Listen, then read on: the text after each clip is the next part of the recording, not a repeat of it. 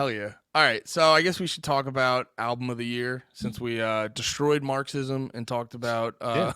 John Covered, Lennon killing people or whatever the fuck happened. covered acceptable and not acceptable crowd killing. So yeah, we're not this isn't going to be a whole over the top I don't know. I was cuz I was thinking about this with like the end of year lists and for me personally, I would rather just be like what's like your top 3?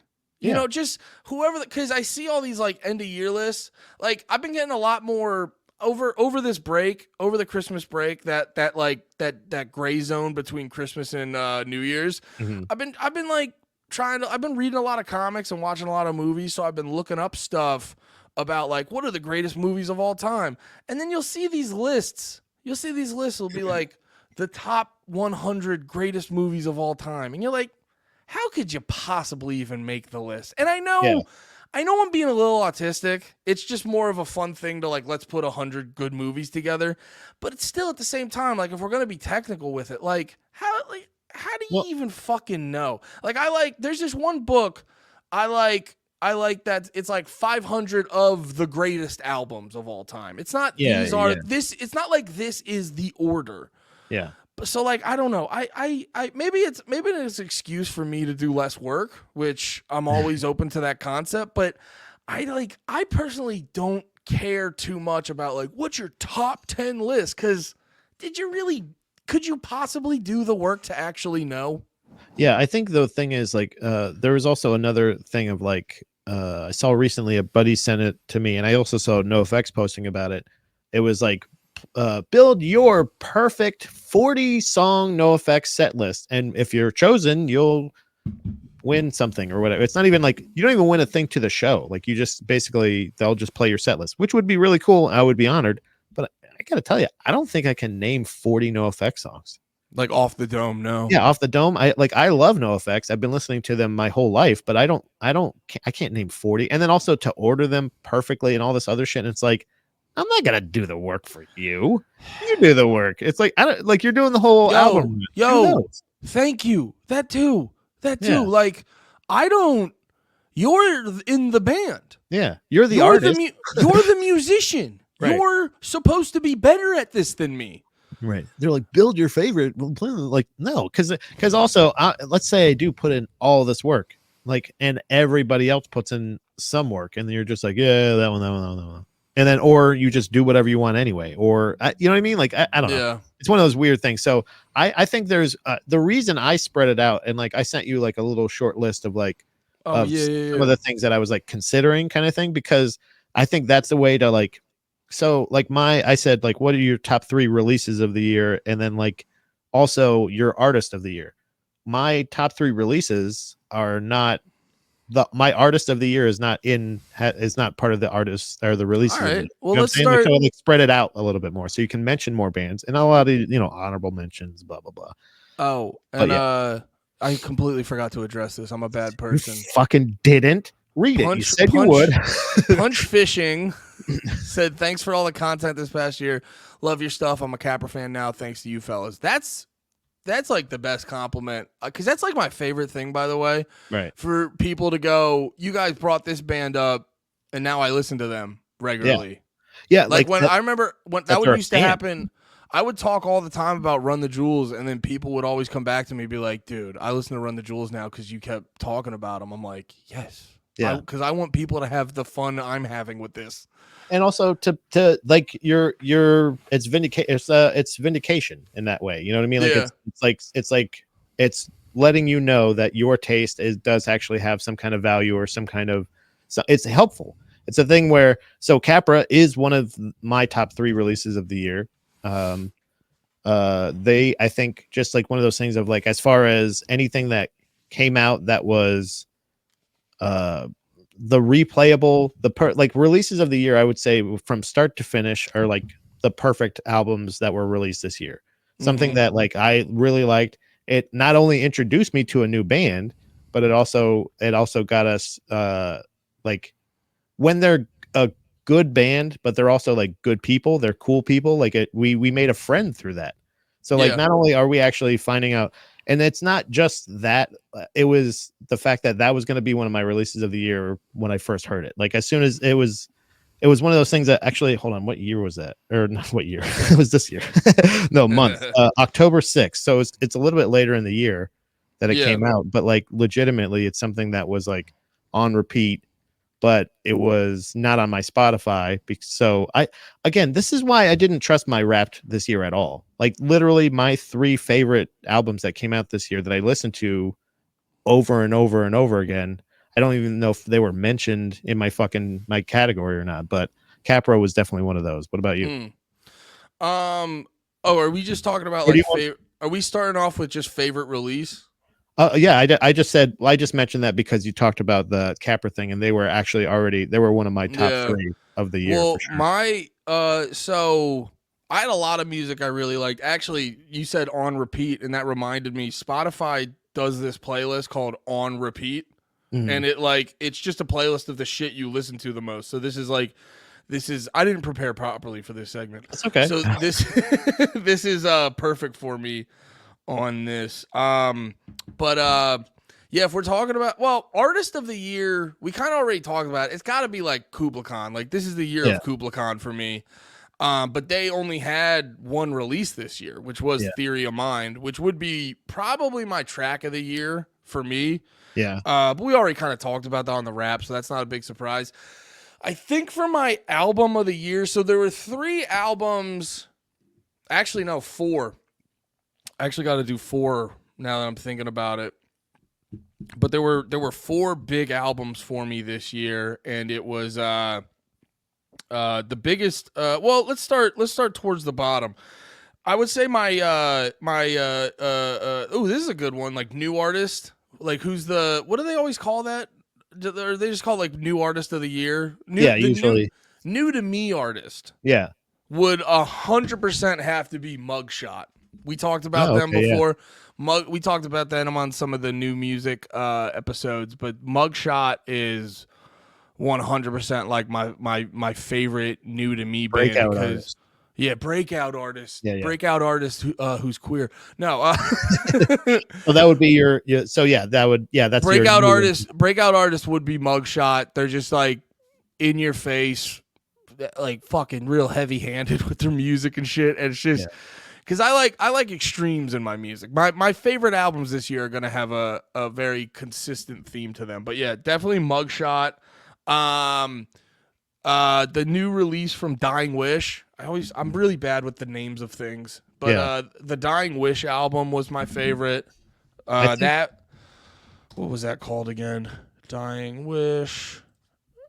Symptoms of Survival. Definitely go check that out. That came out later in the year, and it was a fucking banger. And it was fun to me because like I love the hardcore right now coming out and the metal and stuff because it's like all these bands. Sea Space Cowboy is the most obvious example of this, and there's also bands like Foreign Hands that do this. And there's just a bunch of examples where they basically take all the elements of these different genres I loved when I was in high school, and they're figuring out how to meld them together. And Dying Wish does that in a really good way, where they meld like technical metal, but also include just solid mosh parts and breakdowns and stuff like that. So, Symptoms of Survival by I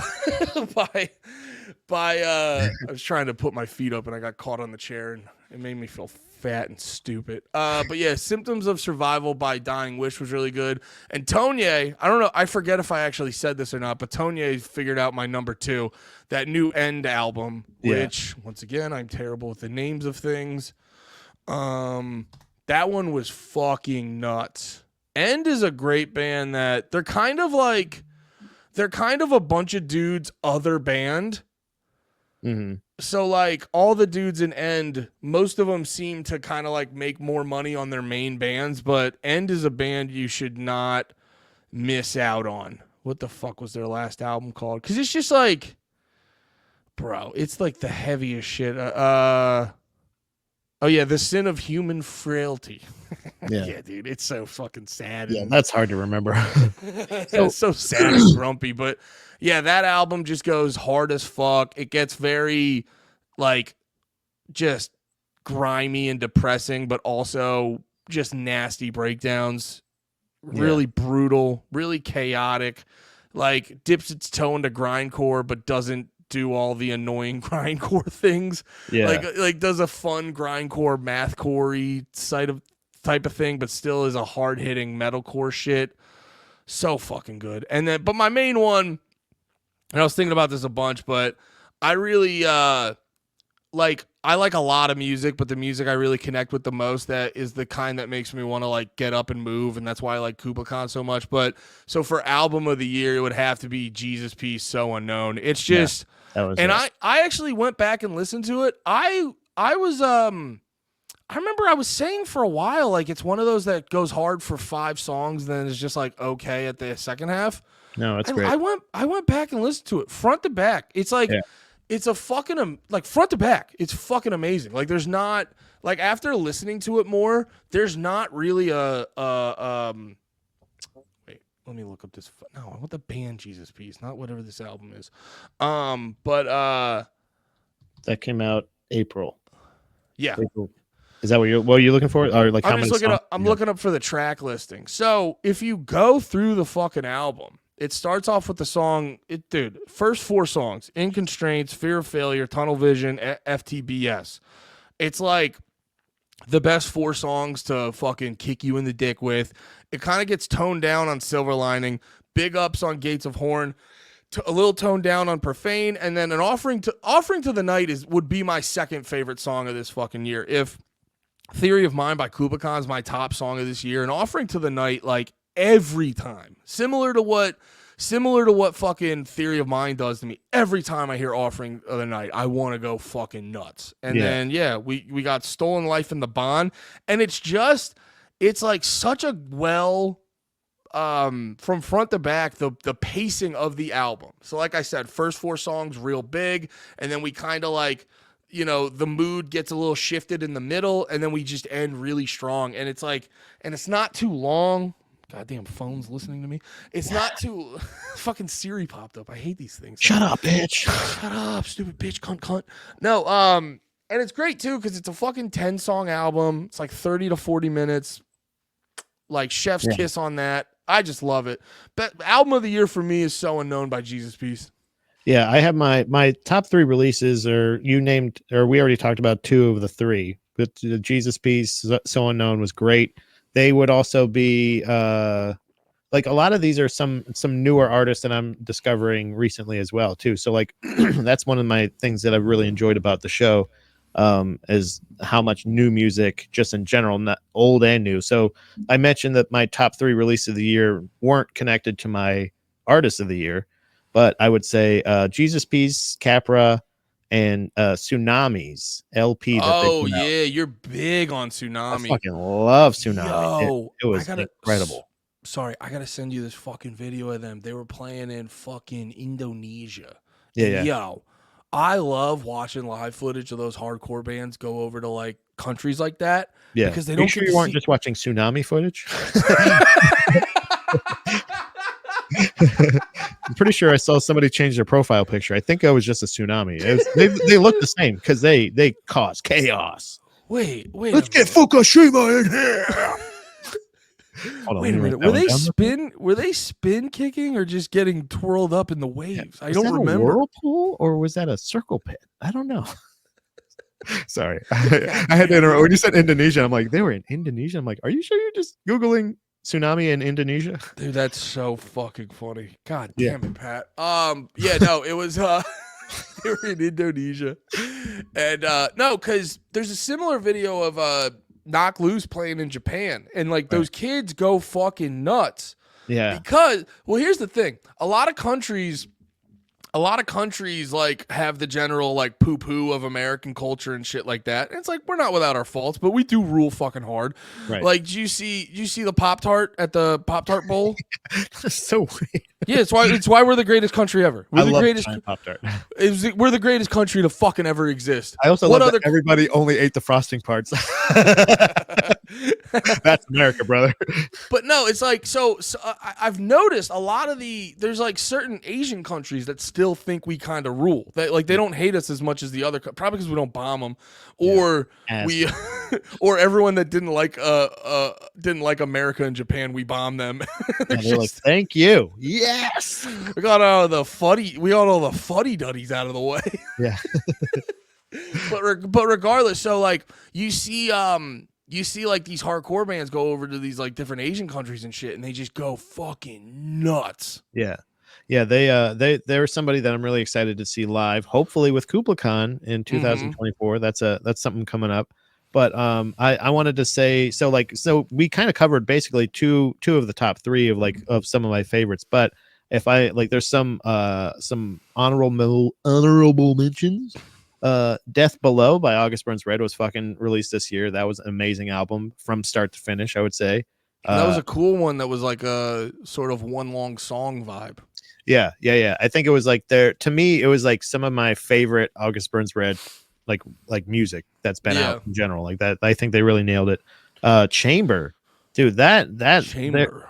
Yeah, A Love to Kill For was the album that came out in I don't think I have the year or the the date. Why do I keep saying year? It's this fucking year. Chamber. Yeah, this one. Dude, it is. Go back and re-listen to that album. That is a fucking great. Like, I don't even know how much we covered of it. We probably listened to a song. Yeah, that's it. I don't. Yeah, We real may have heavy hitter. Real heavy hitter. Remember Love it. No, but you remember they were bitching about people using that term. Oh, fucking. Well, either way, they fucking rule. Also, Open City put out a album called Hands in the Honey Jar this Who's year. Open City? Open City is it's kind of, it's hard to explain. It's like kind of a hardcore female-led band. It's hard to say who they kind of remind you of or whatever, but like if you like punk music, I would say, or not, it's not so hardcore, but it is pretty fucking hardcore. And they were introduced to me by a friend of mine, by Jeff, this year, and they actually also put this album out, and this album particularly, I'm gonna put them on my Spotify, is pretty good. That came out in October. Also, Foxtrot.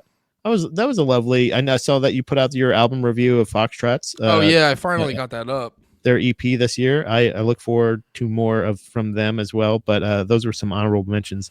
Dude, Chamber was very surprising to me how much. But sorry, I say all that. Those are all the releases of the year. My artist of the year, I think you know who it's going to be. It's got to be Mutoid Man. Like, and I only say that because they actually did put out something this year. One of their albums, Mutants, came out in 2023. I highly suggest it, but I can't suggest it more than their other albums. I personally fell in love with their entire catalog this year. There's somebody that's been around for, I think, close to 10 years, and I had never heard of them before this year, and I just fell in love with them. But also, honorable mention, Mutants by Mutoid Man. I also look forward to seeing them this year because they fucking postponed because of stupid ass fucking shingles. Fake ass shingles. And that bass player, my friend, these guys are, their talent is endless. They also recently, the bass player for Mutoid Man, the Mr. Shingles himself, recently filled Doc in Shingles. have you ever heard of are you familiar with the band Zeke? He filled in as bass player for Zeke recently. You know how much I would fucking love to see that? The guy, not even a little bit. It would be crazy. I love Zeke. I actually named one of my first cats after Zeke, the band. Who's Zeke? What's Zeke? It's just like old punk. Like yeah. Like they're just basically they've switched up a little bit. Like I always got them mixed up with the band Wizzo, which is a German punk band. Very kind of like a German DOA, the band DOA, but from Canada. Okay. They're very cartoony sometimes, but then now they're really switching up their sound. I don't like what they put out in 2023. We don't have to talk about that. Did you have any artists that you were like whatever about, and then in 2023 you were kind of like big upping? Because the reason I bring that up is, for me, that was you're aware of Kendrick Lamar, obviously. Mm-hmm. Yeah, he was a dude I listened to a lot more than I did before. But he was doing. I don't know if you ever heard those collabs he would do with that dude Baby Keem. He had that Mhm. like song "Family Ties" and Ranch Brothers, I think. But yeah, I'm listening. baby, baby Keem. You might have heard the intro to Family Ties. It's like it's one of those epic. You hear it occasionally in rap songs where they have like a big epic intro with horns and shit like that, and then the beat comes in, it just goes hard as fuck. But yeah, Baby Keem was a rapper that I remember hearing about him, and I heard him for the first time, and then I was like, what the fuck is this? Yeah. Like that was 100% my reaction. Yeah, that's what Rub Dews is saying. It's his cousin. But then yeah, I was listening to Baby Keem, and then I've also heard these conspiracy theories about Baby Keem that it's actually just because if you pay attention to Kendrick Lamar's music, he's he's kind of on that conscious shit. He's trying to be like more highbrow and stuff, but at the same time, if you hear his features, you can tell Kendrick kind of wants to do some like ratchet shit and kind of wants to do some trap music and stuff like that. And there's this theory that Kendrick writes all of Baby Keem's music. And Baby Keem, it's just basically like Kendrick's way of doing that without actually doing that. So he gets it kind of like through Baby Keem. Because if you watch a lot of Baby Keem's videos and stuff, and if you've paid attention to like Kendrick Lamar's music videos and shit, you can see very clearly there's a heavy influence on Kendrick. So I could see it. And hearing that, it made me go into it a lot more open-minded. And something happened, and I'm like, Baby Keem's like my favorite rapper right now. Like, so that was a big heel turn for me in 2023, or maybe call it a face turn. But yeah, I would say I softened. I never really gave a chance to Meshuggah until this year. That was a band. Oh really? Yeah. That it was like, and not only did, and I only say that because they were always a band that I was like, yeah, Meshuggah, okay, whatever, I get it. They're one of those whatever metal bands. Wait, and then can I actually ask listening you this? to them, and I knew they had that hit. I knew Bleed was great. Yeah. But I was like, wait a minute, and I think it was, we discussed this on the Drug Chug episode. But like I much like Tool fans, but I think it is correct in the Tool assumption was kind of like, their fans kind of poo-pooed it for me. It was kind of those guys, and I was like, it's the Rick and Morty effect. Yeah, essentially, yeah, the same idea. But whereas I felt like Meshuggah can back it up, and actually, their Bleed is a great song, but they have that energy, that the history of them from being from one of my other favorite bands, Refuse hometown, and also seeing the connection and sound a little bit, the hardcore part of it. Like I really got a lot more out of what Meshuggah does. They're way deeper than a lot of those other bands. Like, I don't know why. When you say foreign heavy metal band, I think Rammstein, and I'm like, they're just weirdos. And you know what I mean? Like, they're just gonna be like, even That's if I met them, what? Rammstein's they're German, right? Yeah, they're really. That's a very overrated genre in my opinion. German that like metal? A lot of that like foreign metal, like the what's the genre? The church burning guys. Yeah, like the Norwegian black metal. Yeah. Like Black Dino Borgir and all that black bullshit. metal's super overrated, and like whatever that Rammstein shit is, where I'm like, you don't sound evil, you just sound gay. It's like when someone tries to tell you, like, shut the fuck up. I'll freely admit I'm a fucking hipster. I'm fine with that. But like it's like when someone tries to tell you like Marilyn Manson's pretty heavy, or like 9 Inch Nails is pretty heavy, and you're like it's like spooky rock music, and the guy fucking has weird makeup on. It's not that heavy. It's not that scary. It's emo Alice Cooper. You know what I mean? Like, that's all it is. It's like you're adding a little bit more depth to what Alice Cooper was doing, which is spooky. Ooh, there's a Frankenstein on stage. Look out, it's weird. I cut myself with knives. I do it. Yeah, okay, whatever. Rub Dudes was asking you which Meshuggah album. I don't. Again, we're not great with names here. Hold on. It's okay. Look it up. The one that Rational Gaze is on. I don't know. Hold on. You're a Rational Gaze. Shut the fuck up. Don't even say that. That is not funny.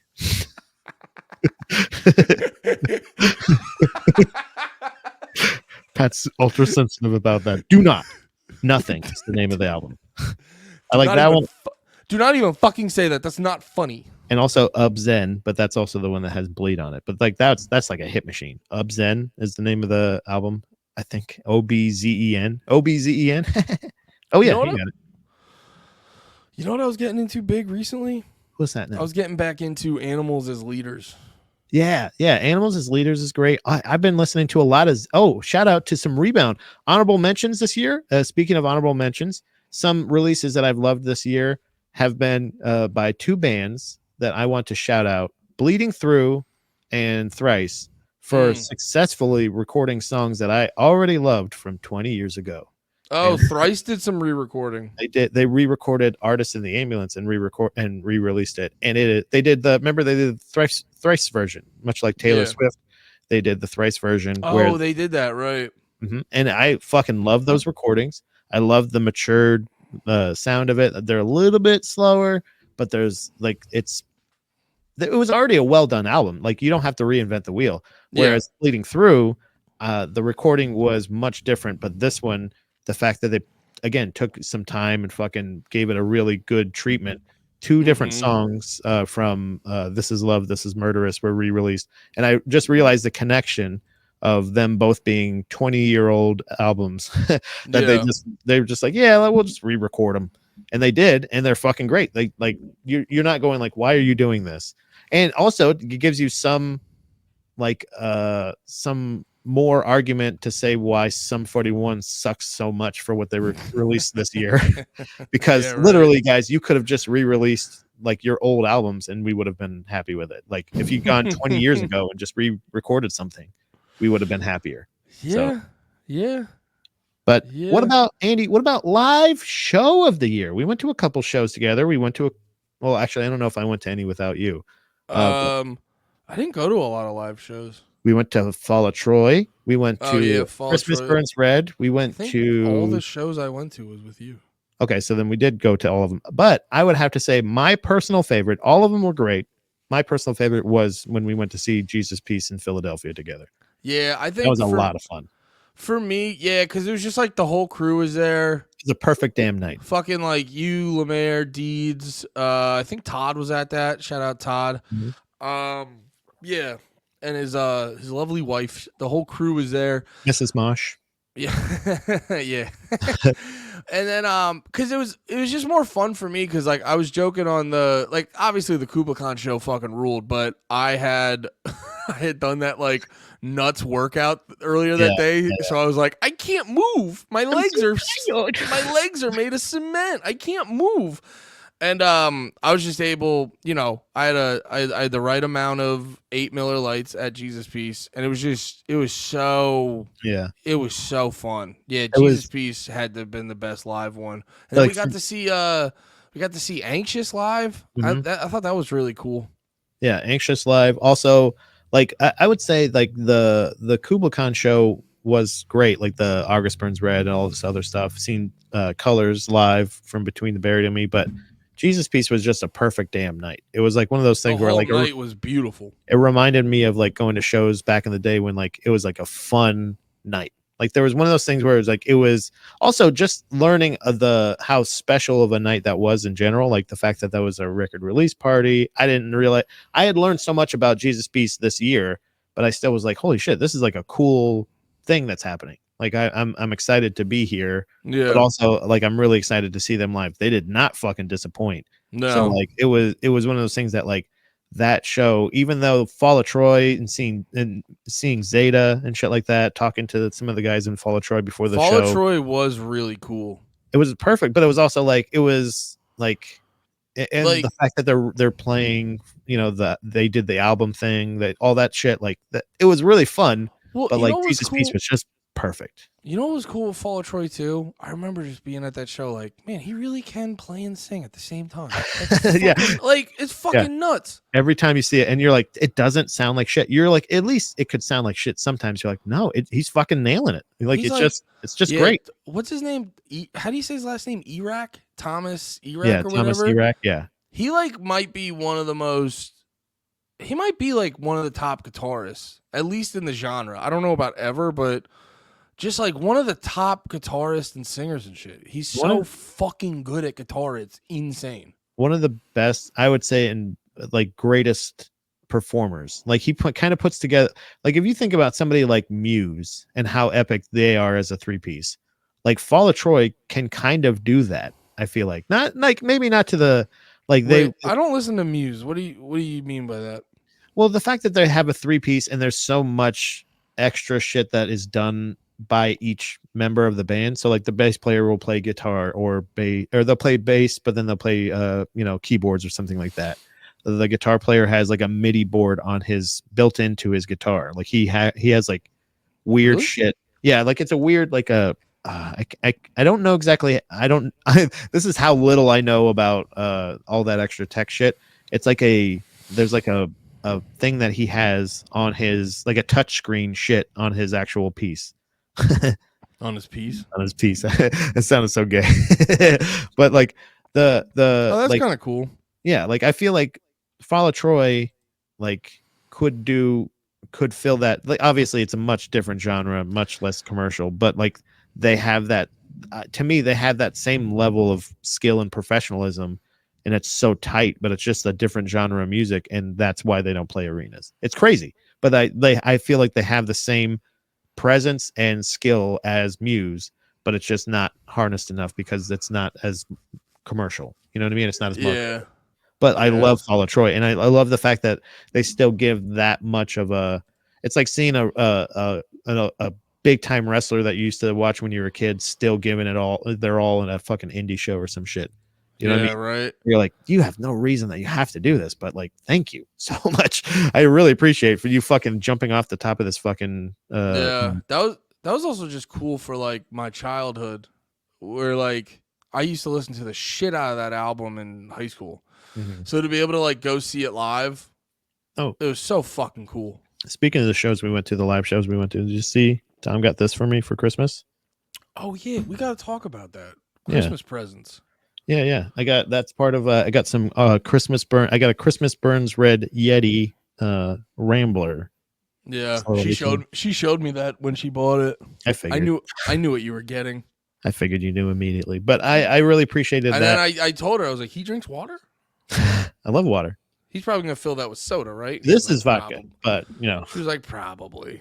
He's probably just going to fill it with soda and marshmallows. Yeah, I love soda and marshmallows. You know me. Also, a big shout out to Zayo this year. I really ignited my love of the band Zayo, and I look forward to possibly seeing them this year. I think they're going on tour. But yo, Christmas. Did you get any like music related Christmas presents? Because I got a few. I just showed you. I mean, that was it. Yeah, I got that. I got the pin as well for the Christmas Burns Red thing, but not a ton of gifts. I didn't really get a lot of presents this year. I got that stuff, and basically for myself. Dom also made me a shirt that has a picture of all my kitty cats on it, and it's like in that old file or that old style of like the old 90s thing, you know what I'm saying? It says kitty pleaser. I think I wore it on the last episode. But you wore that to the Phantom Power show. Yeah, that too. Yeah, I wear it a lot. Yeah, I wear it all the time.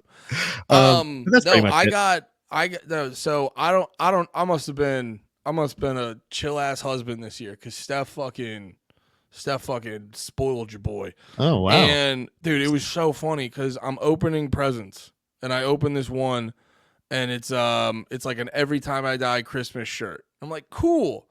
And I'm like, hell yeah, this is so cool. Nice shirt. She's got all the 3X's, so they fit me so good. Perfect. And then I open another one. And then it's a blue Every Time I Die shirt that says like Buffalo Hardcore on the back. And then I open the next present and it's a gray Every Time I Die shirt. And you're like, did you just pack up my closet? and then I opened the fourth one and it's a fucking sick ass black Every Time I Die long sleeve. So I got. Did you do the spoiled kid thing where you like grabbed them and you're like, they're fucking many eyes now. They're many eyes and there's better lovers. God. Well, I was actually, so this was really funny. I was thrown off because I go, is this like because she told me, she said she signed up for their mailing list, and they hit her up and they're like, here's some Christmas deals. And I looked, and the one shirts, I think the shirt said like Christmas 2023. And I go, wait, these are all like new shirts? And she's like, yeah, they put out, and the one I recognized from a while ago, there's like one with a devil on it that they sell regularly. Yeah. But I think some of them were new and shit. And were like new designs. And I just start laughing, and she's like, what? And I go, well, they can't be that mad at each other. Right. They can't be that mad at each other if they are still selling merch a year after the band broke up. I mean, how many songs have they put out this year? None. And they're putting out new shirts. they're bucking the whole rule. You know my ratio. That's not even close. Like, so well, then don't go on Foxtrot's merch page. You're gonna be pissed. Legitimately, this is the funniest thing in my opinion, is the fact that you have Many Eyes, right? Many Eyes is put out a couple of songs. Better Lovers also a handful of songs, both great, by the way. I don't even know if I have a favorite yet of those two, right? Because you gotta have a favorite. But also you have Every Time I Die, a band that you're flustered. Every time I die, a band that is no longer, right, but still has this huge catalog and everything. So I guess for whoever doesn't want to play favorites, you can get your Many Eyes shirt, you can get your Better Lover shirt, and then you can double dip and get your Every Time I Die shirts. It's crazy. It's like it's genius. They are tripling up. This is actually probably making up for their what's it called? What do they do? Tid the season. Yeah. Their Every Time I Die Christmas thing, which I didn't even realize that was what Christmas Burns read. They do it every fucking year. That's pretty cool. So it's I think they're triple dipping, and I can't wait to see the Better Lovers Christmas spectacular, and then the Many Eyes New Year's Eve extravaganza, and all of the exhausted fans that are like, we can't just keep supporting both you guys. Well, that's the beauty of supply and demand. Is people keep wanting them.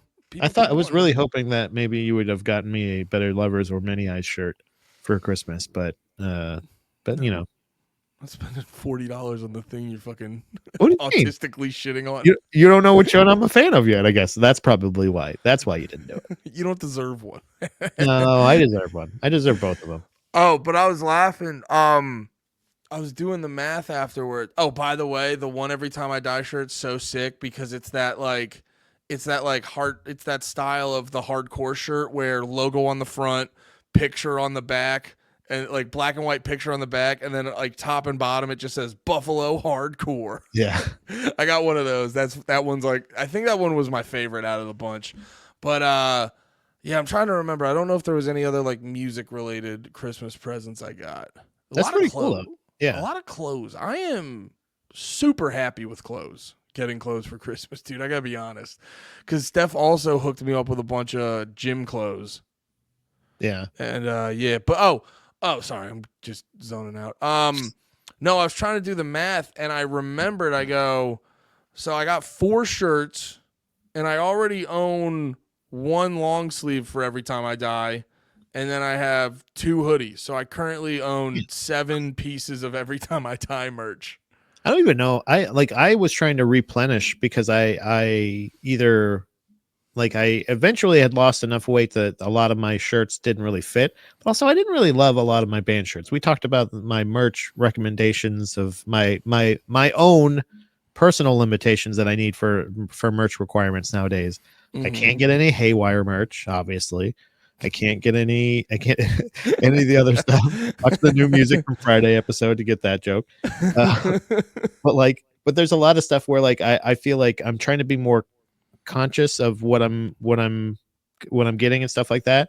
But I also I really need to go back to, I think I need to do what your wife did, was go to some of these bands that maybe suck my dick. Suck Andy's balls. Yeah, Pat, you need to do what my wife does and fuck me. And get him t-shirt. You need to suck my dick and buy me t-shirts, motherfucker. No, I think I need I to love go you, back. baby. That was very crude. I want you to know you're my queen. He's winking right now because we all know she just listens to the audio. Uh, there's like I want to go back and like revisit some old like merch and get some merch, like not necessarily of like I was always like, oh, when I go to the show I'll get merch, but like I was planning on getting a Mutoid Man hoodie when I went to see them before that dickhead got shingles, but now I'm going to have to wait till I don't even know when. So I think I'm gonna go back and see, like, maybe visit some NoFX merch. It turns out I don't think my family got me the merch that I thought they would when they went to the Florida show, which kind of sucks. I did specifically ask them to get me that alligator shirt if they could, or the parrot shirt, but they did not. So maybe I'll have to buy it myself. And then possibly also, I don't know about Thrice merch. It's always kind of a bummer. Their merch isn't a lot of fun, but if you have any merch idea, maybe I'll buy some Meshuggah merch because I don't know if I'll ever see those guys live. Buy my sugar merch, dude. Yeah, I need to up my band merch game and actually get some quality shit because I have barely any hoodies. Yeah, I'm back. Barely any of that. I'm back in the band merch heavy. I think I Yeah. gotta give a shout out to Tyler Langlois. I always forget it. His name's all goofy in French. I don't Yeah. even think he says it right. Langlois?